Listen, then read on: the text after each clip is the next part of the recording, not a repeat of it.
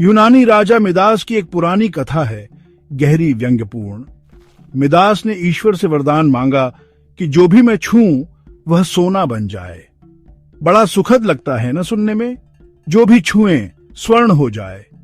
पर समस्या वहीं से शुरू होती है जहां स्वर्ण की भूख सुख नहीं बनती, शाप बन जाती है।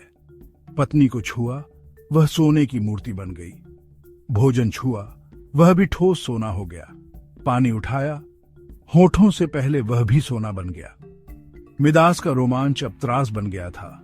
शरीर भूखा, गला सूखा, आंखें डरी हुई और सामने सब कुछ सोने में बदलता जा रहा था। जो लोग उसकी जय जयकार करते थे वे भी अब उसे छूने से डरते थे। बेटे बेटियां तक को आदेश मिल गया था, राजा से दूर रहो।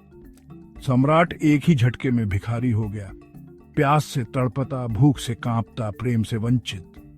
और वह ईश्वर से प्रार्थना करने लगा, ले ले ये वरदान वापस, जो पहले था वही अच्छा था। लेकिन यह कहानी केवल मिदास की नहीं है, यह तो तुम्हारी मेरी सबकी कहानी है। फर्क बस इतना है, मिदास जो भी छूता था वह सोना बनता था, हम जो भी छूते हैं वह मिट्टी बन जाता है।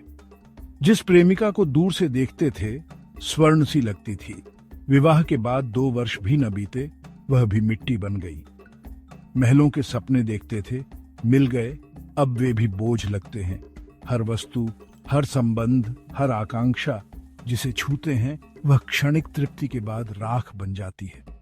और फिर अगली दौड़ शुरू होती है, फिर एक नया मिदास बनने की चाह। ये दौड़ ही समस्या है।